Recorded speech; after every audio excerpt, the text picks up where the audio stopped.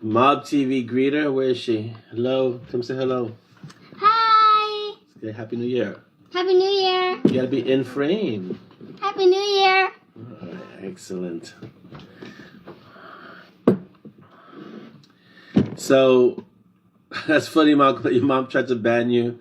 No, what you need to do is you need to make some Death Wish, make enough for both of you, and then leave a mug for her so she could drink some.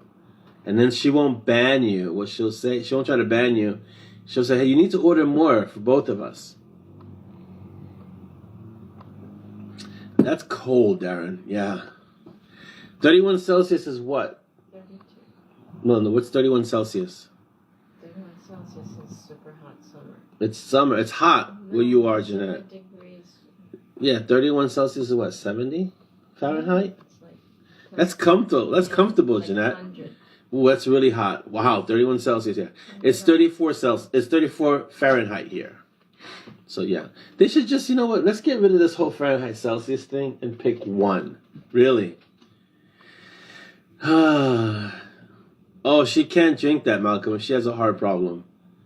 Maybe the Valhalla she could drink, but she really can't drink Death Wish. Like, they actually put that on the bags. Like, if you have a heart condition, Death Wish is not good for you. 87 degrees. That's really warm. Yeah. Hello, Tanya. Hello, Laura. Welcome. Chris Mendoz. Thank you. We are live on YouTube. So hello to everyone that's watching us on YouTube. And Happy New Year to all of you, all around the world. Yeah, it's chilly, Malcolm. 1 degree Celsius. Yeah. It's close to that. It's a little warmer than that here. It's 34 degrees. Yeah, Celsius, it makes a lot more sense. It really does. All right. Welcome, Heather. Don't leave that coffee mug there for too long. It's going to disappear. Okay, let's get started. So the first thing is, Happy New Year to all of you. We all know that 2020 was, oh my God, and 2021 is off to a rough start.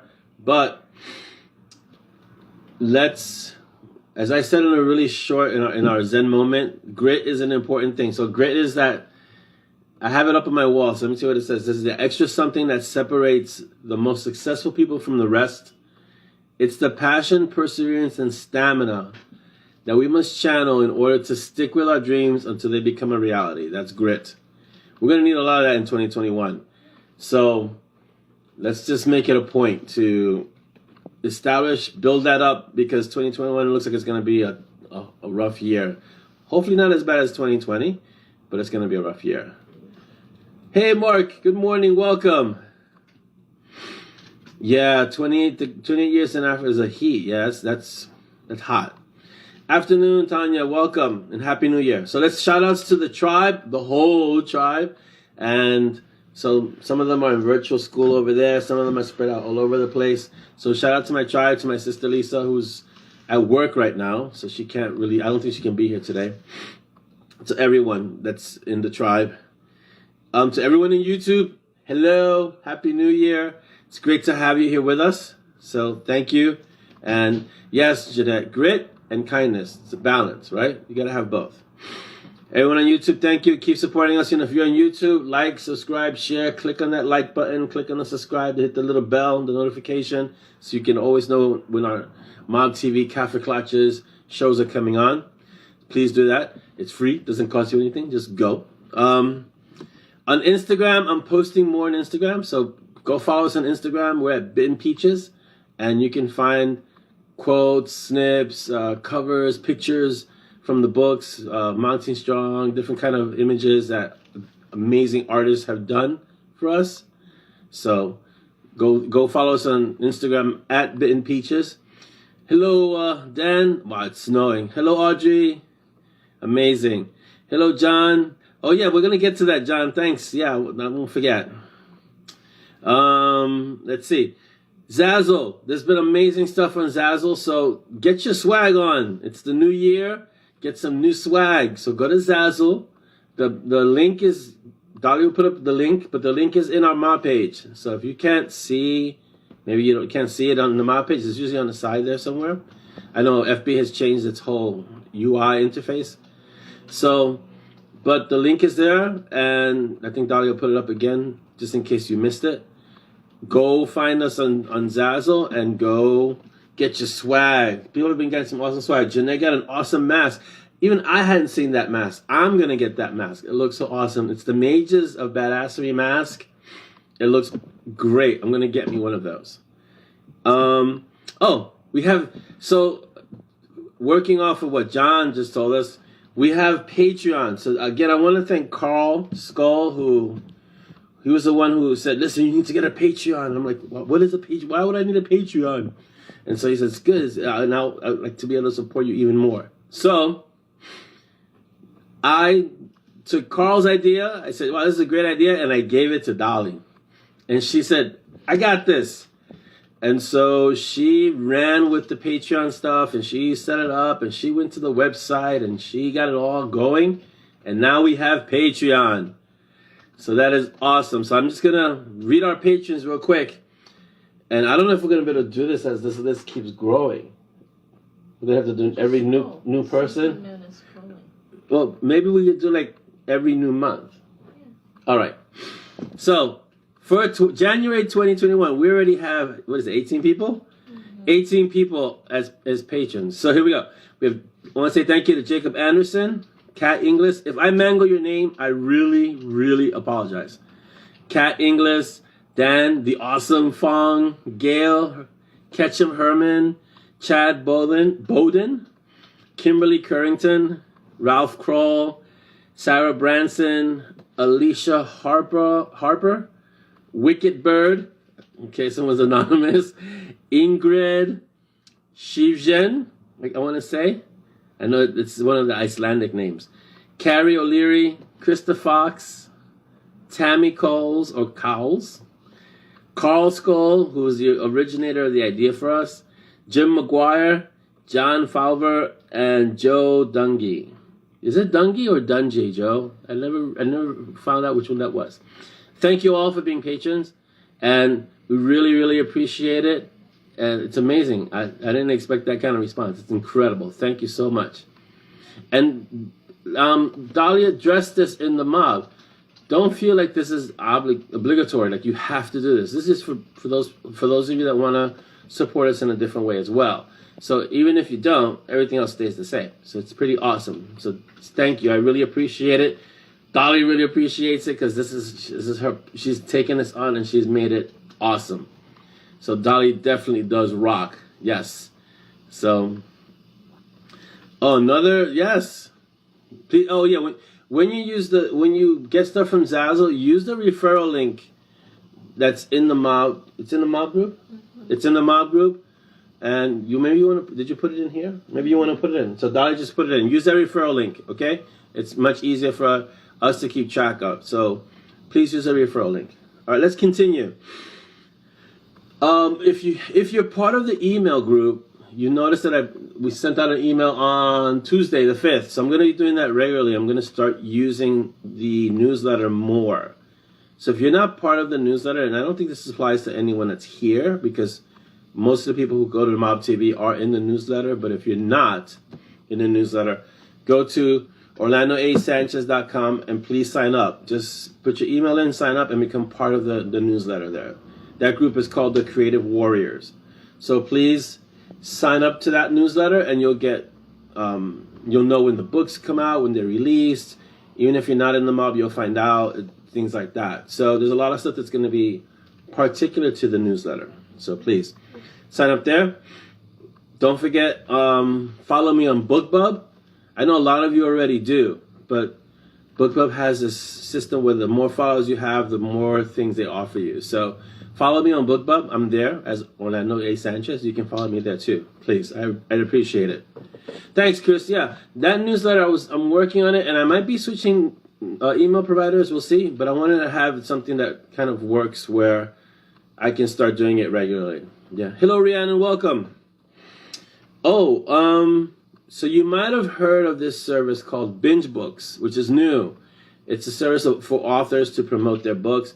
So go find me on Binge Books. She's been putting up a lot of links today. Find me on Binge Books. I'm one of the founding authors. So find me on Binge Books. just follow me there, and you can find there's like so many authors there already. So go to Binge Books and find us there. No, you don't have to sign up, Davina. Just you can find on Binge Books. You can find me and just kind of follow me there. Cynthia, welcome. Good morning. If I missed anyone, good morning and Happy New Year. You don't have to participate, Davina. Just the fact that you participate here is awesome enough. So, all right. So, book updates. Let's get to them. All right, here we go. Walking the Razor. Don't forget to leave your reviews. We are at... I don't know how many reviews we're at. We're at 165, so that's awesome. I mean, every review is awesome. So thank you for all the reviews on Walking the Razor. If you haven't left your review yet, please leave a review when you get a moment. I know, like I always said, I know life gets in the way. We get busy. Things are happening. We're in the middle of a pandemic. It's very easy to forget this stuff. Also, we get brain fogged. It's like a lot of things are happening all at once. Take a moment, slow down, and go leave a review for Walking the Razor. It'll bring peace into your morning. Just that exercise of slowing down and leaving a review. Doesn't have to be a book. It could just be a sentence. I enjoyed it, or he needs to write more, or he needs to write faster, or he needs to write better. It could be any of those. So I'm not saying what you should write. I'm just saying please leave one. It's awesome. Okay. So that's Walking the Razor, and it's doing really well. It was number one for the longest time. It always amazes me when the books are number one. Always. It's never it's never something I get comfortable with. It's always like awe. It's like, wow, that's amazing. It was number one, and then They Bite, which also needs reviews because They Bite's like 40 something. So let's get the reviews for They Bite. They Bite came out and it was number two, and then for a little while, They Bite pushed Walking the Razor to number two, and took over the number one spot, which it's rare that happens because I really have two books out at once. Good morning, Tiffany. Welcome. And so for a while it was They Bite and Walking the Razor. Then Walking the Razor said, "No, I don't think so," and then became number one again. And now they're both out of number one. I think They Bite's number two now because the new release it's only for a short time. But it's really awesome to be like even in the top 50. So it's amazing. I thank you all for that. It's an incredible privilege and honor that I couldn't do without each of you to have the books at those slots at that rank on Amazon. So I appreciate it. You guys, I appreciate you so much. You don't know. So what am I working on now? So you guys have seen the snippets, right? And the Nixia and Acheron coalition is picking up steam. So I don't know what I'm going to do past 3 books. I'm going to have to see how the story kind of develops, you know? So, here, baby, this is done. So we'll see what happens. But I'm working on Nameless, and Nameless had to be done the same way this is the 4th book, Nameless. And Nameless had to be done the way the first 3 books. It was just the way the story flowed. So it's going to be, when you're dealing with sepia, that'll be first person, and then everyone else will be third person. So you'll be able to tell which chapter is who. And it was a little rough going in the beginning because getting back into the story, getting back into the voices and in that headspace. But after a while, it flowed really well. So that was really great. And then They Rend, which is the 2nd book of the Nixia White, has been a lot of fun. And it's different from Monty and Strong because Nixia is a darker, more kick-ass character. Not that Simon or Monty or any other characters in the MS world aren't kick-ass, but there's a certain, I don't know, something different about Nix. You guys can tell me if I'm off base here, but it feels like Nixia is a little darker, grittier. She's, it's a difference to her. And this is why she's not in the Monty and Strong universe. I think she'd have issues with Simon and Monty, or they'd hunt her down or something else. So it's rough, but her story is so much fun to write. And right now she's getting ready to go get Acheron, so that's where I'm at with that story. And I think at some point it's going to have to be longer. Maybe we'll do the trilogy as kind of an introduction to her world and then jump into an actual full-length book. That's an idea. I think that might be something that works out well. Like the trilogy will be something so people can get into the world, like kind of get introduced to the characters, and then we hit with one full book. Hello, Peggy. Welcome, Linda. If I miss you guys, the feed moves fast because I'm on the phone. Don't forget.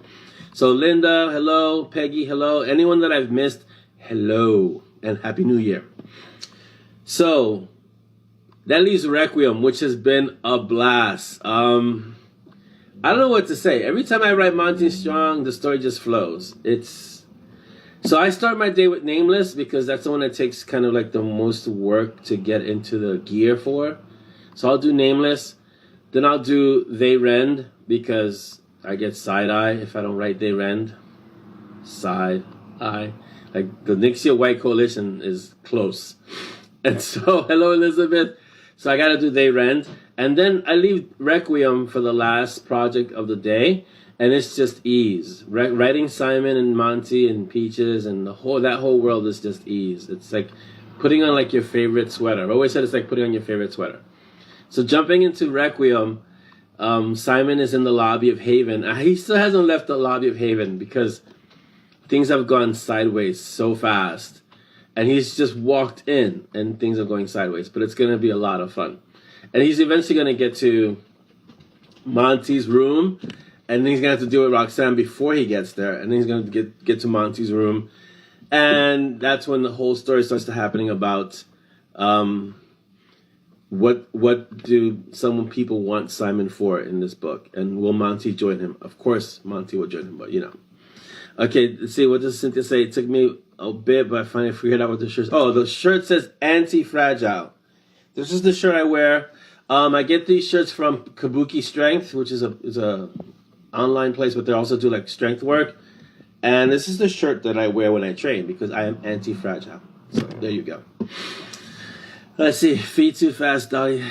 I need another screen device just for the feet or whisper in his ear. Are you watching one? Okay, just making sure. We need Professor ZAZZLE here to ZAZZLE for Orlando's timeline so we can get. Yeah, that's gonna be. That's more along Sid Rat's expertise. Several timelines all at once that I could then have multiple me's working at once. Let's see if I can get the feed up on the page. Are we here up on the page? Yeah, but I gotta refresh the page. Just that way I don't miss what you guys are saying. I don't see it. Ah, there I go. Wow, I'm scruffy looking today. Okay. All right, so who did I miss? No, I'm up to date. Okay, I'm caught up. Yes, Tina, he survives Roxanne, barely. What happens after Tank screams out gun, and then what happens to the lobby is whoa. And then it's discovered that Simon is on a vetted visitor list, which he should have checked before yelling out gun. But, when it's a knee-jerk reaction, you see a gun, you're in a lobby, it's this whole situation.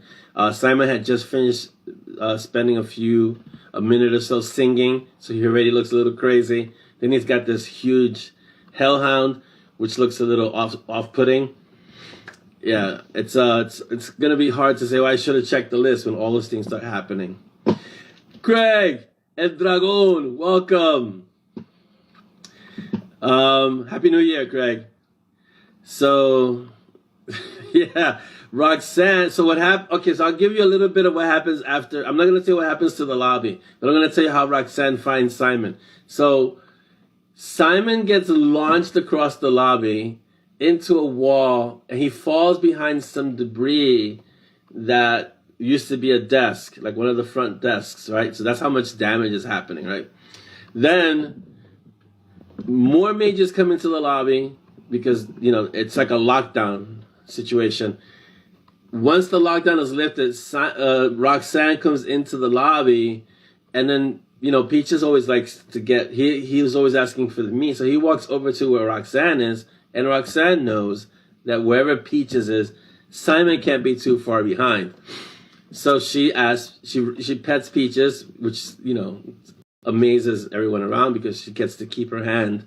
And she goes, where's Simon? And then Peaches pads over to where Simon is. Not that he's hiding, but he's behind debris.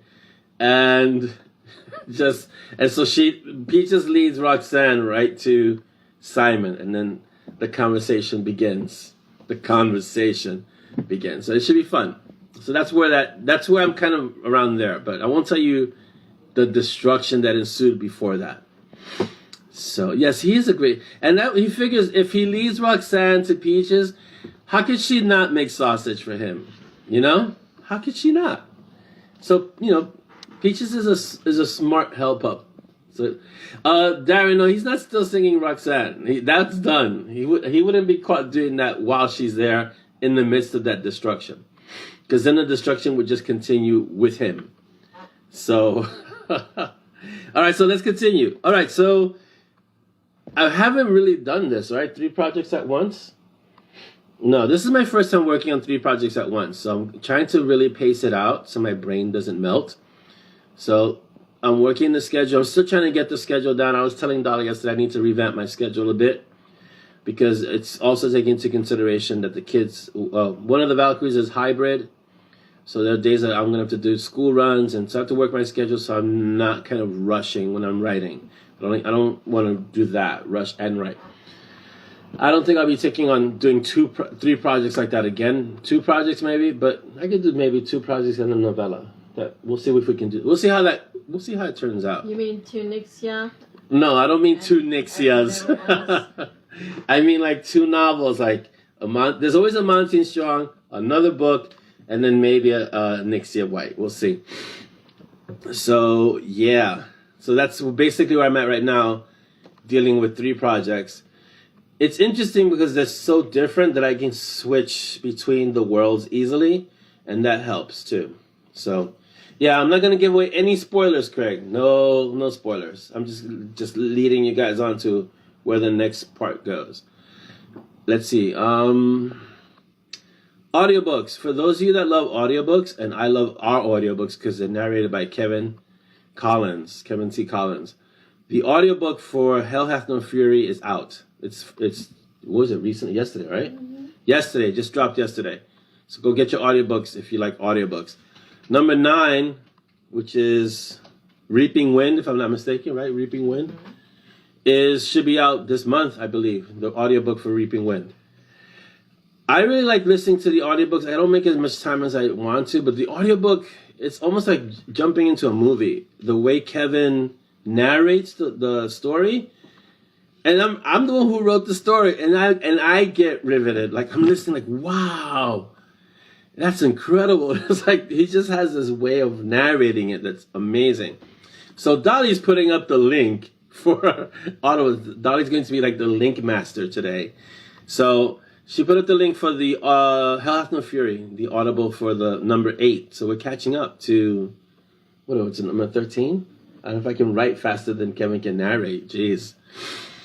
Don't worry, we have a lot of the stuff for him. There's so much stuff for him to narrate that I think we can keep the Monty Strong books ahead of him for a little while. But right now we're up to number 8, and it's 13 books so far. He still has to do Walking the Razor. He hasn't caught up. He hasn't caught up to Walking the Razor. If you see me turning my head to speak, it's because I'm speaking to Dolly, who's right over here. Dolly did not say hello for the Happy New Year. Hello, miss. Hi, everyone. No, okay, hi. Miss Disembodied Voice. Hello. Hello.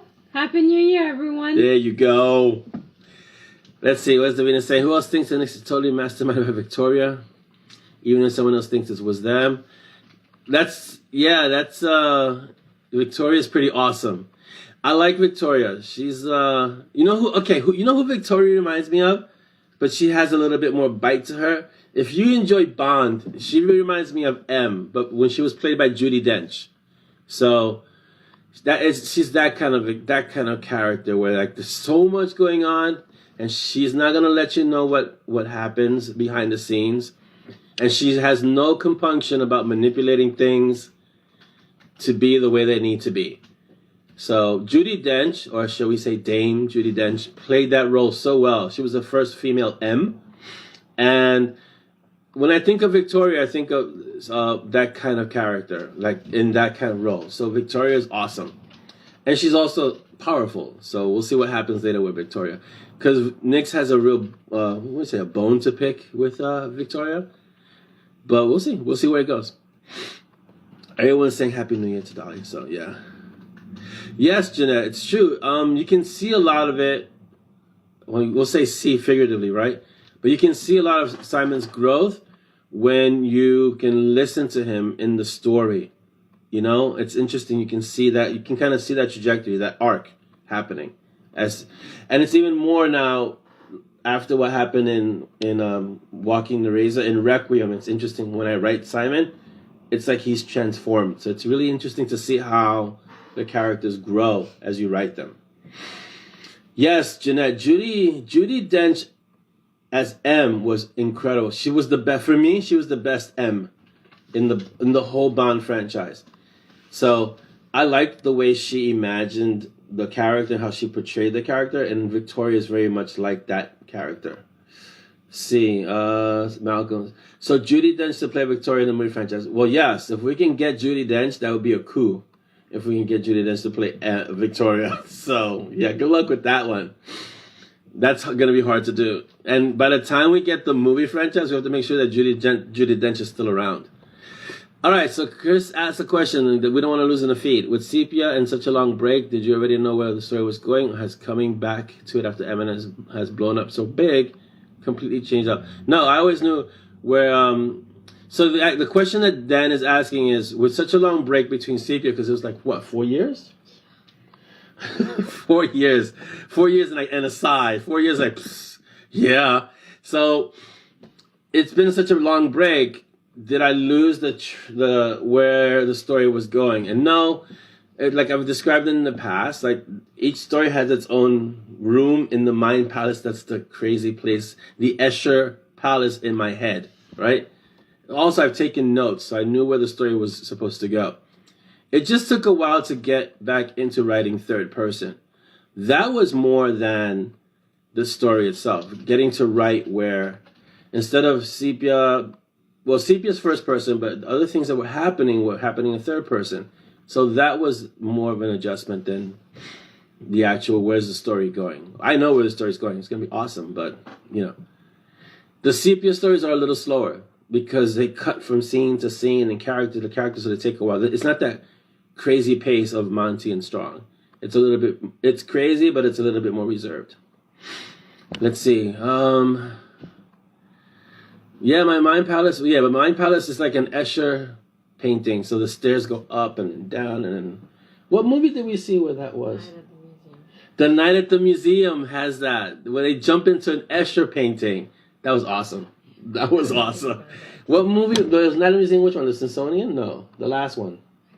Yeah, the last one. It was the third one, which wasn't that great, the movie itself. But there are scenes that are excellent. Yeah. So, yeah, it was great because they had a fight scene. They were going for the tablet, and it would fall, and it would be here. And it was crazy. If you haven't seen that movie, you should. All right, so audiobooks out. What do we have? We have questions today, right? I asked this like you don't know, like I don't know. We have questions. But thank you for answering, nevertheless. So we have questions, and we have miscellaneous. We don't have many miscellaneous things today because this is the first of the year. I hope you guys spent 2020 or the close of 2020 in a quiet place or peaceful, that, you know, you transitioned well into 2021, even though 2021 is starting off really rough. So just, you know, keep doing what we're supposed to be doing, which is keeping safe, wear your mask. I know the vaccine is out, but it's still not available to everyone yet. So wear your mask, social distance, take care of your family, okay? All right, Tina asks, could you message me about the ZAZZLE? I want to know more about it. I'm thinking of side hustle ideas, and you are the only one I know that does it. Thanks, even if you don't have time. Tina, that's a question for Dolly. So there you go. Dolly, question for you. So you should PM Dolly, please. Jeanette says we had an Escher exhibit here at the National Gallery of Victoria, which I can only imagine what an Escher exhibit would be like. It would be mind-blowing. So yes. I'm sorry it's been a bad week, Davina. We have them. So the thing is that you're still here, and that's what's key. And no, Craig, it's not a Rorschach picture. It's not ink blots, and I wouldn't know what happened.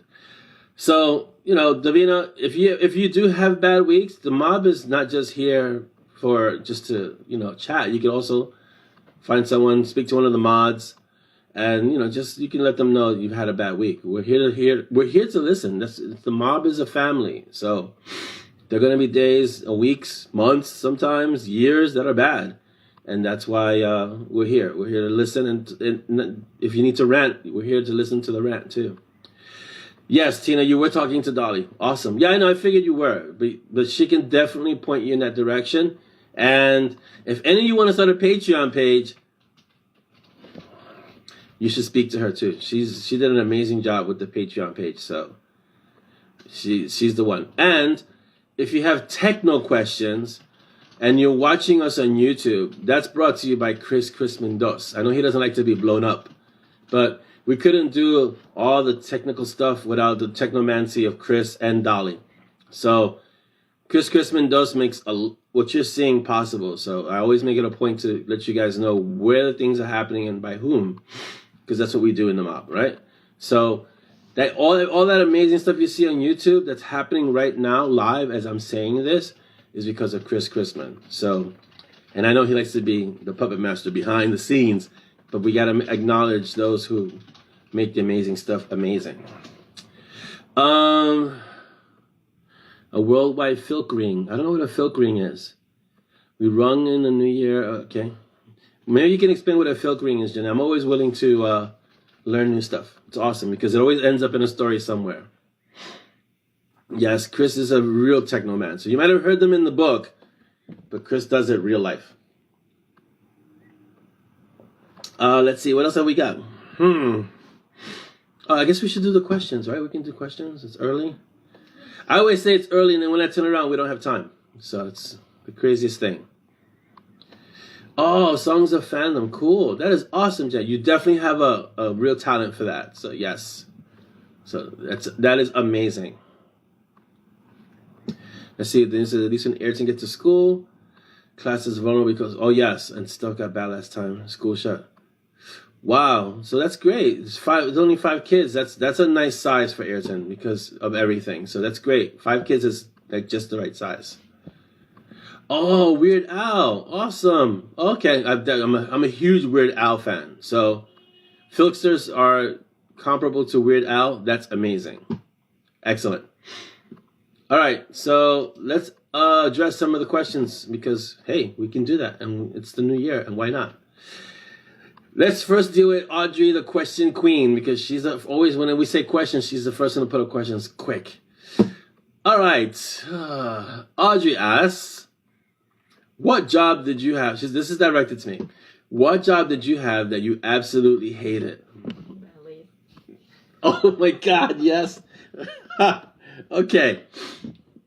That's a good one. I didn't even think about that one. All right. You know I love going to the gym. And I love training. And for a short, how long was I at Bally's? Oh my God, I don't know, 6 months. For a short time, I think maybe 6 months, I was a personal trainer at Bally's, the gym. And I absolutely disliked that job. I hated that job. Not because of dealing with the people, because I enjoyed, I went from Bally's to eventually opening my own dojo. But just the context of Bally's, and it was horrible. And I like training, and I've trained other people. Just within that context, it was bad.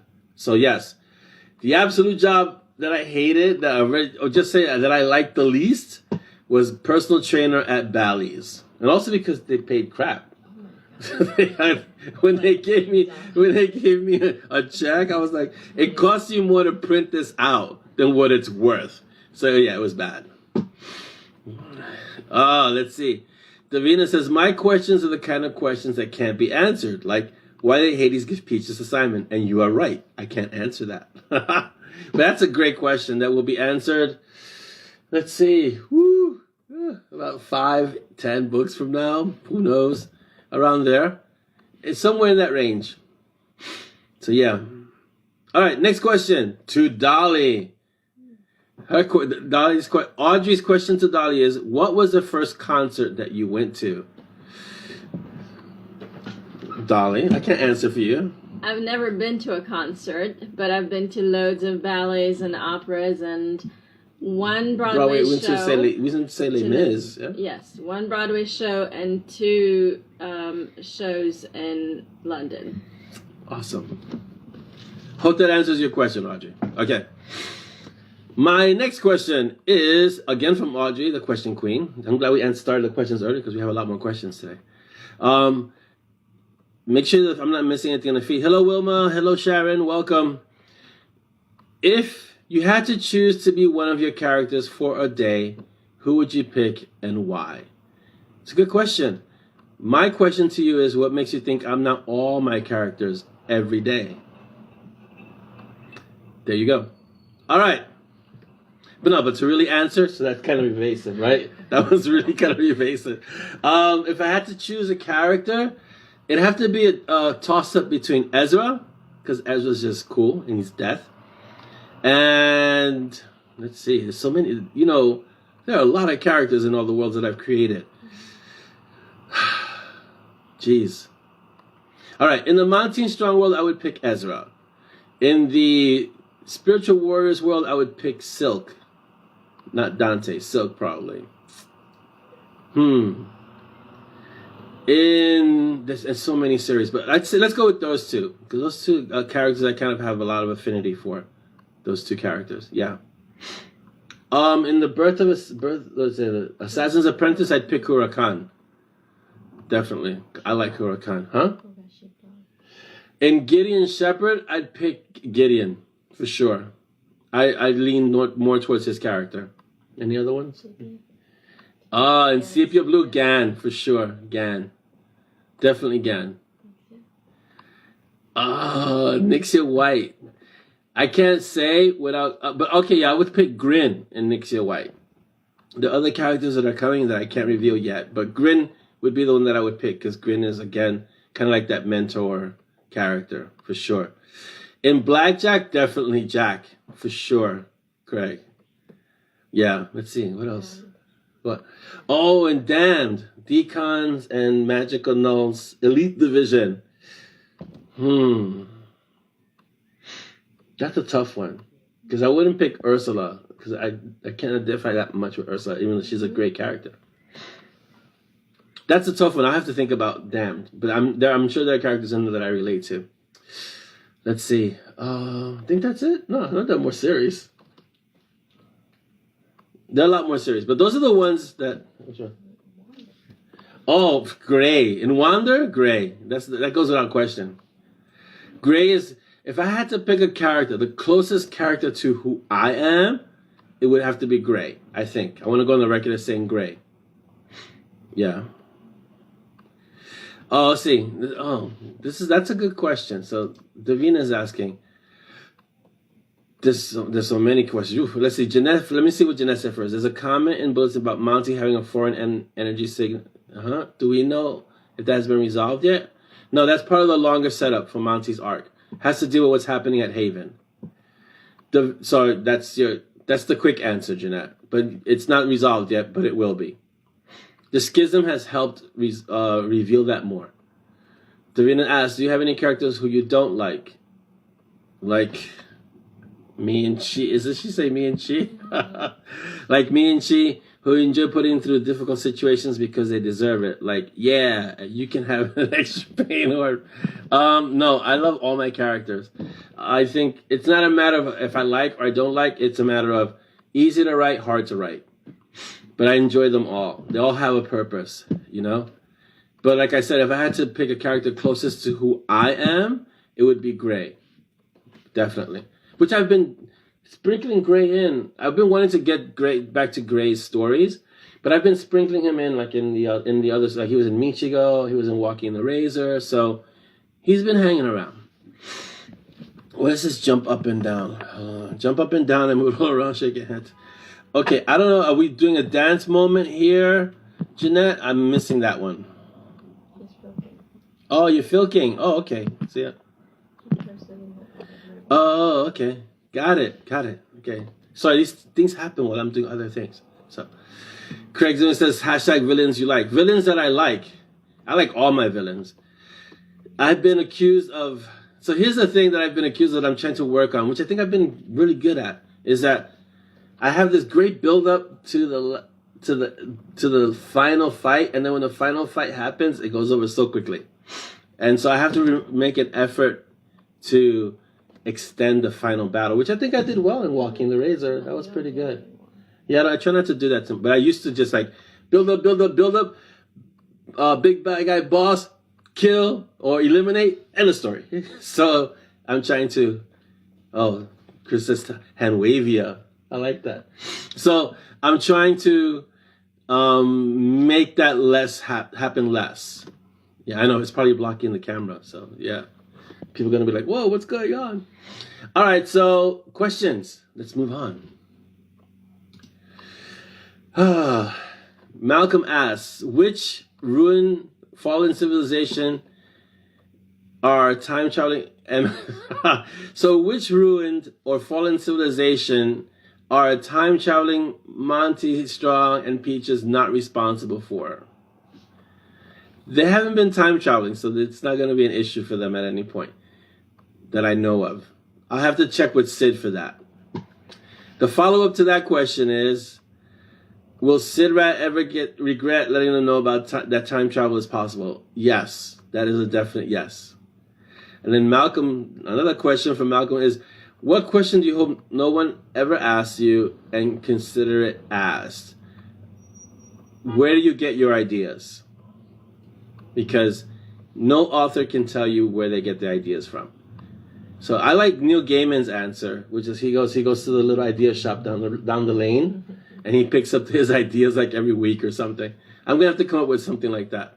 But yeah, I get the question often enough for it to be like, you can't really answer that as an author. The ideas just come, and I think they come when you're actually working. The more you're doing the writing, the more you're receptive to ideas. So, but that's the question that everyone asks. That I wish no one would ask, but everyone asks anyway. Let's see.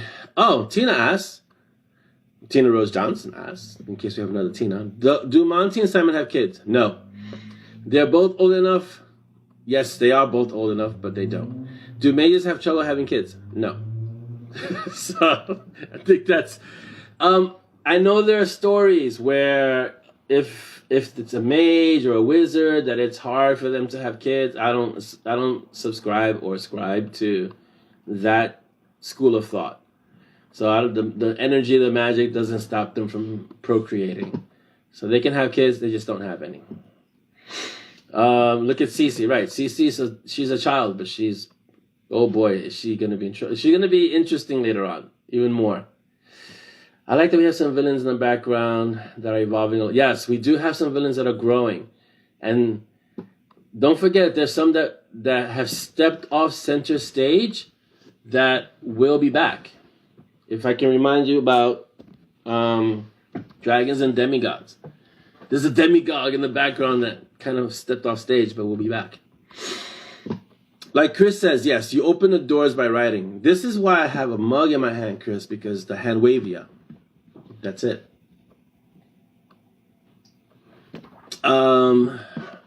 Yes. Yes, Tina. A very zen answer. That's usually the way I answer. Scarlett wants to know, will Simon evoke more? Evoke more what? Frustration? I don't understand the question. Can you explain that to me? Will Simon evoke what? More desire to slap him upside the head? Evoke or evolve? Maybe, do you mean evolve more? And yes, it's Chris, kids happen when they happen. Chris, this is very, yeah, that's very true. I think she means evolve. Yes.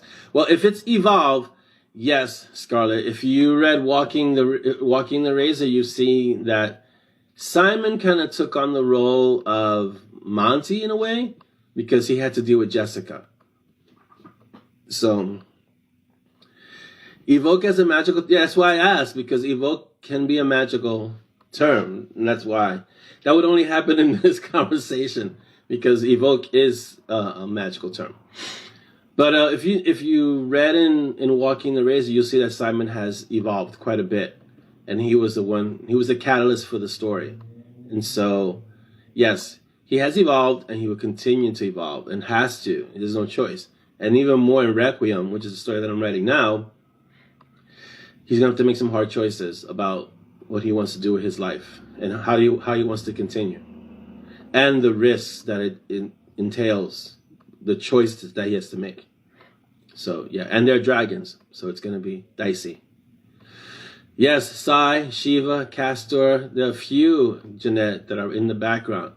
Don't forget the hybrid hasn't disappeared, right? So there's still a lot of things in the background. Isn't it the club, the hybrid? You know, you're like, huh? Don't worry, I do the same thing. People say things to me, and I'll go, what? What are you talking about? There's a place in the M&S world that is run by Castor and his brother. So, if you remember the name, enlighten me. Davina asks, which one of your worlds would you rather live in? Wow. That's a good one. I think I'd rather live in the Monty Strong world. It's because overall it's still a really, really good world. The next world that I'm writing now is dark. So I don't know if I'd want to live in that world without being like Nyx or Acheron, you know? Castor and Polis' hotel, yes. Hybrid is what it's called. Yes. I do remember it. But you know, there are a lot of things that are floating around in my head. Yeah, if he's alive in my head, Malcolm, he has to evolve. He has to grow. Yes. Bollocks in Pasta's place. Yeah, okay. Dan says, will Nana be back? Asked in an Arnie voice. Yes. Nana never left. Remember, she fakes her death. So, Nana and Dex have a series of short stories that I'm going to be writing at some point when we get this calendar down, called Old Magic. And old because they're both old, and old because they're both old, powerful. So she's gonna be back. She'll be back, and she'll be back in the Monty Strong world too. So, Craig asked, "Does it really matter which world, since you seem to be connecting all of them?" Yeah, but I'm not connecting the sepia blue world. Although actually, I have connected the sepia blue world. You're right, but I have not connected the Nixia white world. So I think that's the only world that's not connected. I think, and spiritual warriors actually will be connected at some point later on. Yeah. Tina says no coating the hero in ketchup or barbecue sauce and feeding them to the dragons. Yeah, these aren't those kind of dragons. These dragons will just destroy you immediately. They won't eat you that way. Yes, writing soon. TM, for sure. Yeah. Hello, Dawn. Welcome. Again, if I have missed you when you're walking in, I apologize. The feed, like I said, goes fast, even when I watch it on the screen. So welcome and Happy New Year. Not connected, yeah. All of the worlds, I want to say all of the worlds are connected, except for spiritual warriors, which might be connected. Sepia blue, which I have connected to the Monty Strong world, even if it's tangentially. Ava James is not connected. Gideon Shepherd is not connected. Bertha, the Assassin's Apprentice is not connected. What else? There are a few that aren't connected. Blackjacks is not connected unless we connect them somehow in the far future and end up being descendants of Monty and Strong. Let's see that. So there are a few worlds that aren't connected. So there you go. Yes, I've been beating up your book boyfriend, Don. He deserved it, but he's gonna come back even stronger. Don't worry.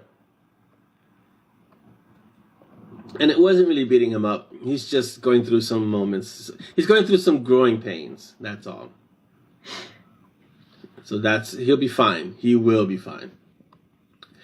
Let's see. So what else have we got? I think, do we have any more questions? I think those, if you have any questions, ask them now, because we are almost closing on our first episode of the new year. I think those are all the questions, right? Yeah, I think those are all the questions. So if you have any questions that you want to ask now while we're here now, this is the time to ask them. Don't ask them about, if I can't answer them, I won't. Obviously, not that I won't, that I'll deflect, but I just say I can't answer them. Like if it's pertaining to Nameless or Requiem or They Rend. But if I can answer them, I will. Davina asked, were you tempted to keep Monty dark and have him as an active villain for a bit? Yes, I was definitely tempted to go further into his darkness and have Simon really have to make some harder choices. But then what happened when I explored that track, it changed Simon as a character. And so it would change who Simon is. And so I said I needed Monty to go only so dark and then have Simon kind of bring him back for the brink. But I had fun making Dex dark, like kind of mean to Simon. So yeah, that was a lot of fun, having Dex beat up Simon. And what he used to prod Simon was really fun and revealing. But it won't be revealing until later on. Actually, in Requiem, it'll be more revealing. But it goes to show you that Dex knows a lot more than he lets on. Tina wants to know, was Kali really helping Simon? Kali has her own agenda. So yes and no. But she was helping him in a way. But again, she has, like Hades, she has a lot of stuff that's going on behind the scenes that she hasn't let them know. Sarah wants to know, will Rags ever give Peaches the time of day? No. Not really. So, she'll tolerate him, but Peaches is... Rags is focused on Cece. And so her only purpose, her only focus right now is keeping Cece safe. Because she's her guardian, and that's all she's supposed to do. So that's what she's not gonna give Peaches too much airtime. Kali was helping Kali, but it was useful to Simon in the moment. Right, exactly. Kali is very much all about... Remember, she was dealing with a 5,000-year-old plan that Simon messed up. So there's some reckoning to be had. No, Shiva did not curse Simon. No, Kali did. You gotta read No God is Safe again. More Hades, please. Yes, Don, more Hades later on. Hades is something that... He's a character that I have to use sparingly because he's such a large character. He takes up... Like, when I write him into a story, I have to be really careful about how I write him into the story because he dominates every scene that he's in because he's just so awesome a character and he's so important a character. And so Hades has to be used very sparingly as a character. That's why you'll see Corbell in there a lot, almost as a stand-in for Hades. And even Corbell is awesome to have in a story. Let's see. Simon having to deal with an evil Monty would be like the comment about how if Monty had to kill William. Right, exactly. It would take him down a path that he couldn't come back from easily. And that's not the focus of that character like that. Dolly, oh, Dolly, who's this Dolly person? We just let anyone into these things. How do you prioritize which books get to be written when you do? Why do some books get pushed back in favor of others? This is like 3 questions in one. Okay. The priority is there's always a Monty Strong book. Always. There always has to be a Monty Strong book. And then, why do some books get pushed back in favor of others? Because it depends on if it's related to Monty Strong or if it's like Sepia. Sepia was pushed off to the side because Monty Strong took precedence, but I've always wanted to finish Sepia, so now I have to bring her back. So Sepia has pushed everything besides Monty Strong back. And are we able to influence those decisions? Yes, that's why the Nixia and Acheron coalition is gaining strength. So, yes, you're able to influence those decisions. Dan asks, preferably with chocolate and coffee. Those really influences the decisions. Dan asks, will Black Orchid Farsight Daughter of Vast have more light? Yes, she has her own series coming out soon. She's still got to go through some stuff with Master Yacht, but that's gonna be developed in her book, the Black Orchid, in her series. Malcolm goes, yeah, Malcolm, thanks. Okay, same thing. It goes Monty Strong always first because there's always a Monty Strong book. Because Monty Strong, like I've explained in the past, if all my books are a tree, Monty Strong are the roots and the trunk, right? So they're the essence of everything. And then the branches are all the other series and trees that are connected to Monty Strong, even if they aren't connected. Adios, Craig. Take care. Have a great rest of the day and Happy New Year again. So Dolly asks, when do we get a Bangers and Mash short story? I have the cover done, which I think I have to change. I didn't like it too much. I gotta change it a bit. It looked a little ugh. So I'm going to have to speak to Kim at Deranged. But Bangers and Mash, that's a completely comedic story, Bangers and Mash, where they're gonna basically be bumbling their way through the aftermath or causing stuff from Monty and Strong. So it kind of has to be interwoven into Monty and Strong stories, or it's going to be written as the other side of the Monty and Strong story. So let's say Monty and Simon go through an area, it explodes. Banger and Mash will tell you that same story, but from a different perspective and how they mess things up. So it's more of a funny take on. It's basically Monty and Simon, but funny. Like, so it'll be there. I got the series in my head already, so I have to just get it out. Davina says Jessica has to go through lots of stuff, painful stuff, really painful, prolonged and painful. Yes, she's going to be seeing Master Yacht for a long time. It's going to be painful. And she's got a lot of growing up to do too. She's led a very sheltered life. So she's going to be, I feel bad for her, but it needs to happen. Yes, Scarlett, it's going to be, so basically Bangers and Mash is a parody of Monty and Strong. And then they're going to be bumping up against Monty and Strong repeatedly. So we saw them, I forgot what book were they in. Was it Reaping Wind? Yeah. Bangers and Mash? Yeah. No, it was later on, I think. I know Bangers and Mash made an appearance. I'm trying to see which book it was. It wasn't Reaping Wind? It wasn't the Golem. Was it the Golem? I know. I can't remember either. I know they were in there. And so now we're going to see them have their story where Monty and Simon make a cameo. So it's going to be awesome. The Golem. I think it was the Golem. Yeah, Golem? Yeah. Yeah, because they dealt with the freezing building in the beginning. Yeah. All right. Jeanette says, Jessica's anti-fan base is strong. Yeah, it is strong. Dolly says, the in-between lines was, can we influence you to write more Nixia now? I'm writing Nixia now. I'm writing They Rend. So we'll see what happens after They Rend and They Kill. So, yes, the Golem. It was the Golem, for sure. Where they dealt with the frozen Moscow, and then Bangs and Mash rolls up. And so, yeah. So how many coalitions do we have? We have pro-Nixia, yes. Anti-Jessica, Finish Sepia. There are a lot of coalitions. You guys better get it together. We're going to have like a civil war in here. They form one coalition that does everything. For sure. Yes, exactly. At Peaches Con, we can have the Nixia booth. We can have the Night Warden booth. We can have all these different booths for everything, for all this. And, oh yeah, don't forget the Silk is the Man coalition, because Dan is leading.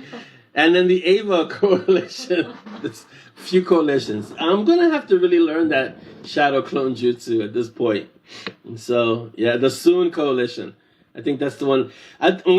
We should make a shirt that says Soon TM, because everybody, and then, because you guys know that's my blanket answer for everything. When is this going to be written? Soon TM. So I'm going to have a shirt made up with that. That just says Soon, trademark. Let's have one and put it in the ZAZZLE store. And I'm going to rock that one, Soon TM. Or another Me This Life one. Oh, let's see. What's going to happen with Bangers and Mash is that they're always going to be Bangers and Mash. They don't have that kind of, they have what's called a flat arc because they don't really learn from what they think they're right.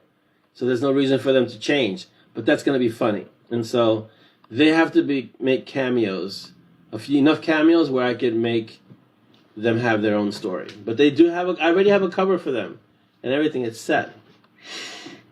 Davina says, you need to teach the Valkyries to start writing, teach them your style, handle some projects. That's a great plan. I think I need to work on that. Get them to start writing early and then have that done. Imagine if some of our favorite writers would have done it like Terry. I was speaking, remember I was talking to Dolly a while ago about how no one else can write your book. It's an amazing thing because I've spoken to other authors, right? And I was thinking about that with Terry. Like after Terry passed, so Terry Pratchett passed, there's no one else who can come in and say, okay, I'm going to continue Sir Terry's work. It just can't happen. It's like there's no other J.R.R. Tolkien, or there's no other, just pick any fantastic author out there. It just can't happen. And so You got to get all the stories you have out while you can. That's the key. Because no one else can write your stories for you. It's that simple. And it's that complicated. But, you know, yeah. Well, Brandon Sanderson, even when he finished Wheel of Time for Robert Jordan, right? A lot of people said that it wasn't the same voice. So even though Brandon Sanderson, I love his Miss Bourne, is it? The series that he wrote, where you burn tin and things like that. Yeah. But it's hard to replace another author. Yeah, that's exactly. And he had, not only did he have it steamrolled, I think he had all remaining works destroyed, like any physical works, like any manuscripts, he had them destroyed too. So no one could keep his work. That was Sir Terry. He had all remaining any notes, they were destroyed. So that's why. So, but Brandon Sanderson, for the most part, because I never read The Wheel of Time, from what I understand, he did a good job with Robert Jordan's work. But the same thing with the Bourne. Yeah, the Bourne series was never the same. So it's the same thing. The movies are great, but the stories changed after the original author passed. Yeah. Right, it's never going to be the same. It's going to be good. It's going to be Sanderson's take on the Wheel of Time, right? If someone picks up Terry Pratchett's work, it's going to be this person's interpretation of Terry Pratchett.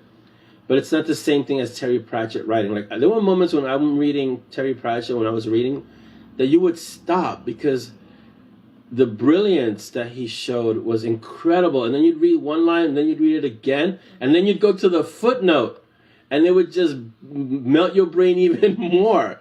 And so it's hard to replicate that. I think it's almost impossible to do it the same way as Terry Pratchett, or the same way as, let's say, a Stephen King would, or a Dean Koontz would, or any other well-known, established, any other person, period. You know? So, write your stories. Same thing for the Dune series, right? Because I read the original Dune, and I read the Dune, and then they started expanding on it, and after they started expanding on it, I was like, this is not Frank Herbert. It was like, it wasn't the same. Yeah, let's see. Yeah, Jeanette, I kind of experienced that whole, viewing a story from a different point of view. And when I wrote with John Logsdon, and we did a collaboration for the Badlands, and it's two different voices, excuse me, two different voices, same story. So it is an interesting experiment. Have I seen The Watch? I will not see The Watch, at least not the version that's out now. No, that's a hard no for me, Malcolm. They should not say it's based on Terry Pratchett at all. They should say then they shouldn't even call it The Watch. They should call it something else. Call it, I don't know. I mean, just call it something else, not The Watch. So no, that's a hard no for me. Right, after the first Dune, I was kind of done. Cause same thing. Yeah, Davina, I totally believe that, because Terry was a master at what he was doing. And I've read excerpts that I know that I've read, and I look and I go, how did I miss that? And, it's just the way his brain was. That he was able to, even like The Color of Magic, which is a small book for Terry. That's a thin book, because most of his later books got really big. It's so packed with stuff that I've missed. Like, I'll go back and I'll read a part of The Color of Magic, and I'll go, how did I miss this the first time? So it's amazing. Yes, Malcolm, it's a travesty. They shouldn't base anything like that on... put it this way. Pratchett's name should not be attached to that at all, period. And that's why I said they should name it something else, not called The Watch. Call it The Look. I don't know. Call it something else. Call it Night Creatures, or I don't know. Yeah, but not The Watch. It's disrespectful to Terry's memory, and to his work. His body of work is amazing. And that is not, it's not even a loose interpretation. It's just horrible. What I've seen, the trailer, oof, no. Yes, Jeanette, the luggage is right up there with the librarian. So, yeah, ook indeed. Oh man, we're almost done. See, this is what I'm telling you. Now we're almost done. Now we're almost out of time. It's incredible. At some point I think, we don't have enough time. We don't have enough to say. And before you know it, it's like, we're running out of time. Yeah, Davina, that's gonna be hearsay for me in terms of it's a watchable series as long as you forget it's meant to be connected to Discworld, because I'm not I'm not intending to watch it. So there you go. It's not like, you know how you can tell, at least I could, but how you can tell from a trailer almost how the quality of the story, like Good Omens. When I saw the trailer for Good Omens, I was like, yes, I've got to watch this. Yeah, David Tennant. I mean, it's like, whoa. And then gaming was attached to it, so you knew that there was going to be some integrity to the story. When I saw the trailer for The Watch, it was a hard no, like immediately. It's like, oh, I just can't. And so, I think that's an apt description between The Watch and Good Omens, and how they were both made for film. And there are other books that were made for film from Terry Pratchett, right? Yeah. So I don't know what happened. Yeah, but see, I don't know what that means, John. That there's a link to the author's location. What does that mean exactly? Can you elaborate a bit? Yeah, Good Omens was incredible. It was so well done, and the acting, the casting was perfect. It was so well done. Yeah, I'm gonna go with Rihanna on this one for sure. Yeah, but yeah, when I saw Good Omens, and I'm willing to see it again because it was just that good. Yeah, I'm willing to watch the whole series again. It was because it was just so well written. But again, you had Sir Terry's blessing because he told Neil to do it. Then you had Neil on set,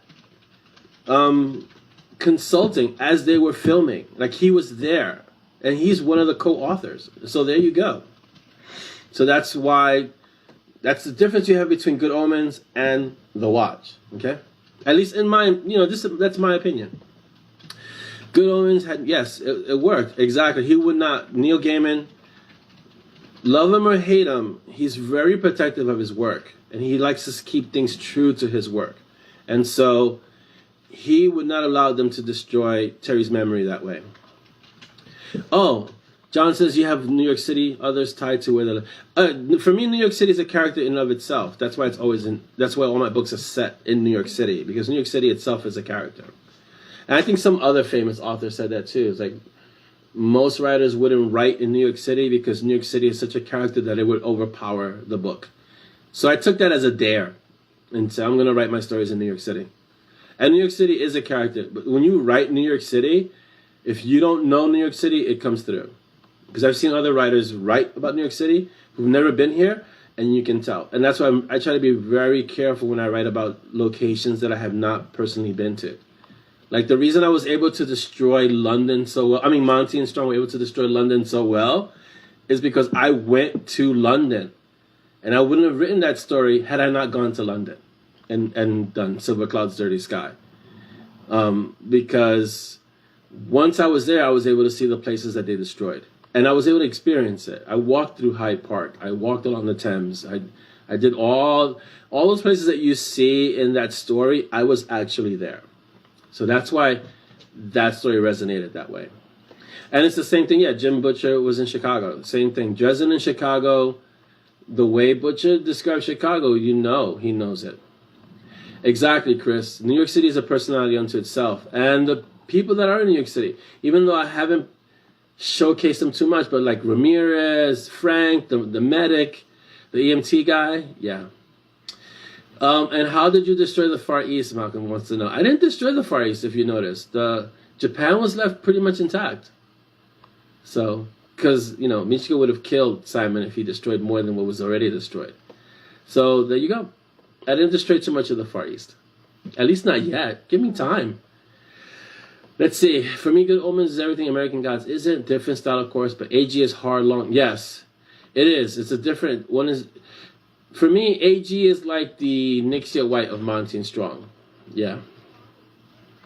Yes, but he had a really good teacher.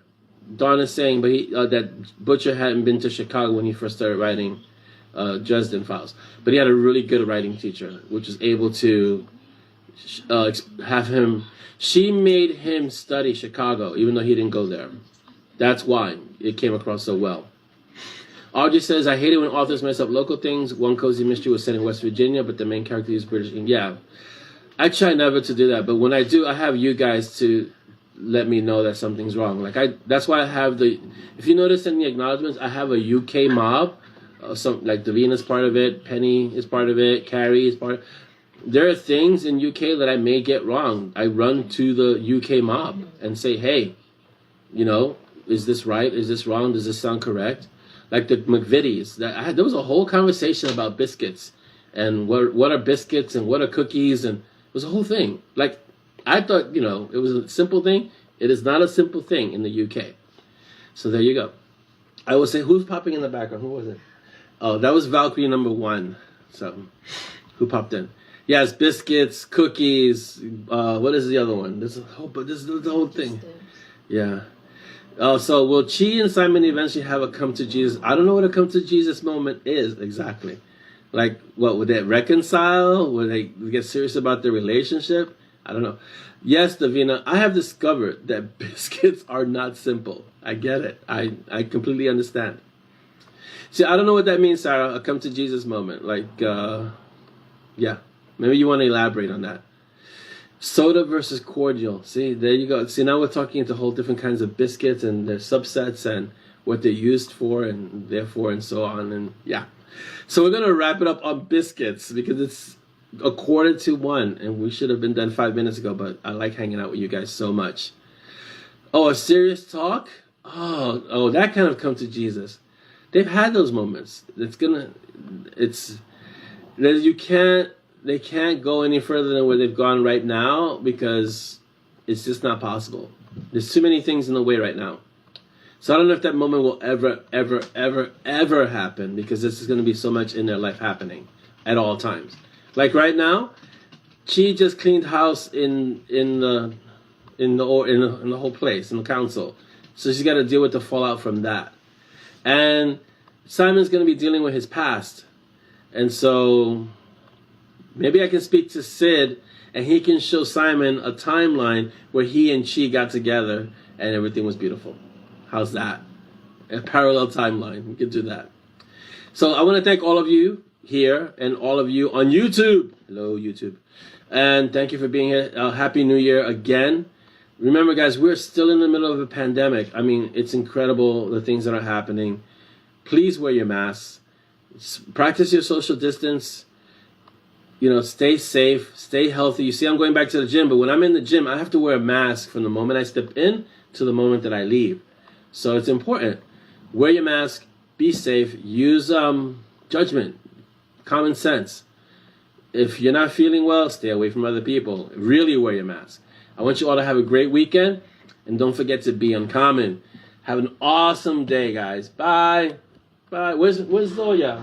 Well, hold on a second. Don't go because we gotta have our little person who says goodbye, and she gets upset now. If I don't have her say goodbye, she gets sad. So we gotta have her say goodbye. Z, come say bye. Bye. Say Happy New Year. Happy New Year. And have a good weekend. Have a good weekend. Okay. Bye, Joy. You came at the last moment. Bye, Joy. See ya.